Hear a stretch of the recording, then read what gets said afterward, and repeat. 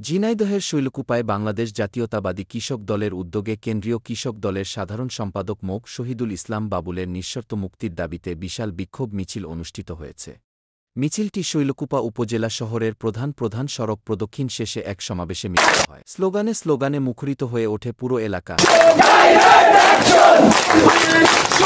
মিথ্যা মামলা প্রত্যাহার করতে হবে, শহীদুল ইসলাম বাবুলকে মুক্তি দিতে হবে। এই সময়ে প্রধান অতিথি হিসেবে উপস্থিত ছিলেন কেন্দ্রীয় কৃষক দলের সহসাধারণ সম্পাদক মোহাম্মদ ওসমান আলী। আরও উপস্থিত ছিলেন শৈলকুপা উপজেলা বিএনপির সভাপতি মং আবুল বিশ্বাস, উপজেলা বিএনপির সহসভাপতি রাকিবুল হাসান খান দীপু, ঝিনাইদহ জেলা কৃষক দলের যুগ্ম আহ্বায়ক মীর ফজলে ইলাহে শিমুল, উপজেলা কৃষক দলের আহ্বায়ক আমিরুল ইসলাম, সদস্য সচিব খন্দকার কামরুজ্জামান, পৌর কৃষক দলের আহ্বায়ক মৌ হাফিজুর রহমান এবং সদস্য সচিব সবুর বিশ্বাস সহ হাজারো নেতাকর্মী।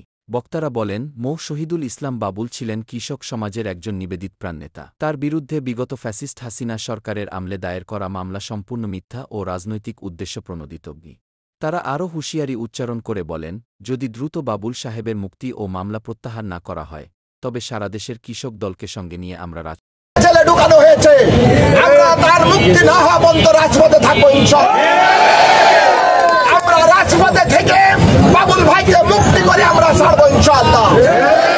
শৈলকুপার মানুষ, গণমানুষের নেতা আমাদের আসাদ ভাই, আমাদের আসাদ ভাইকে ভোটে না জিতানো পর্যন্ত আমরা মাঠে থাকবো ইনশাআল্লাহ।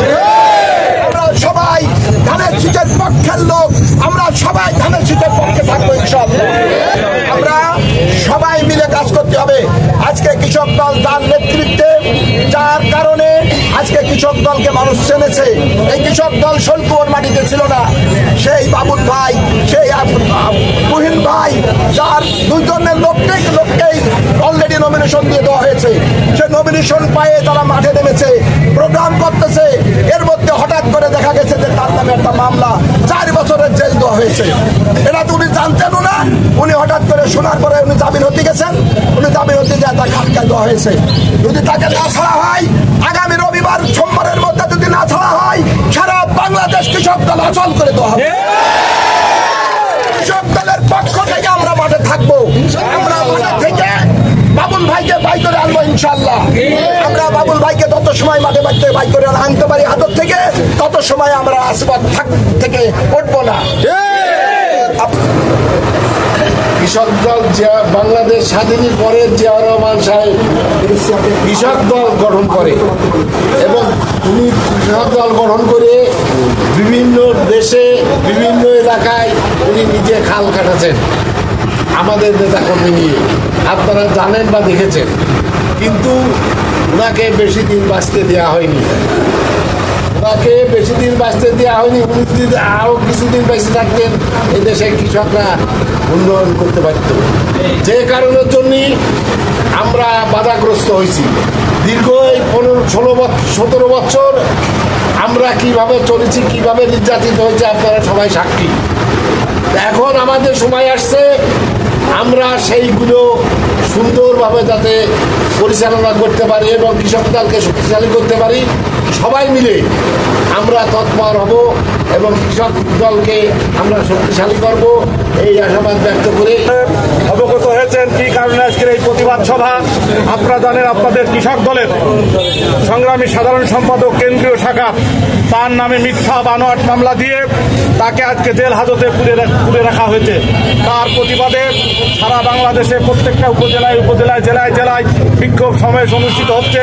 তারই অংশ হিসাবে আজকে এখানে এই বিক্ষোভ সমাবেশ।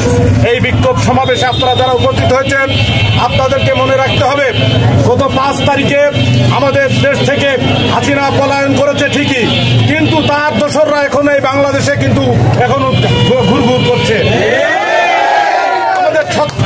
তাদের থেকে আমাদেরকে সৎকার থাকতে হবে এবং আমাদের প্রত্যেকের নামেও কিন্তু এরকম শত শত মামলা এখনো রয়ে গেছে। আমাদেরকেও যে কোনো সময় গ্রেপ্তার হতে পারে, সেদিকে আপনাদের খেয়াল রাখতে হবে। আমাদের ভিতরে ইস্পাত কঠিন ঐক্য রাখতে হবে এবং দৃঢ়তার সাথে আমাদেরকে চলতে হবে। আমাদের এমন কোনো কাজ করব না যে কাজের জন্য আজকে আমাদের দলকে ক্ষতিগ্রস্ত হতে হয়। যে কাজ করলে দল ক্ষতিগ্রস্ত হয়, এমন কোনো কাজের সাথে আমরা জড়িত হব না। যেহেতু আজকে নির্বাচন নিয়ে আপনারা জানেন বিভিন্ন ধরনের ষড়যন্ত্র চলছে। নির্বাচনে পিআর পদ্ধতির নামে বিভিন্ন ষড়যন্ত্র চলছে। যাতে নির্বাচনকে পিছানো যায়। আজকে নির্বাচনকে পিছানোর জন্য আজকে কয়েকটি ইসলামী দল আজকে আমাদের বিরুদ্ধে লেগেছে, আমাদের বিরুদ্ধে বিভিন্ন অপকৌশলে বিভিন্ন প্রচার প্রপাগান্ডা চালাচ্ছে, বিভিন্ন খারাপ প্রচার প্রচারণা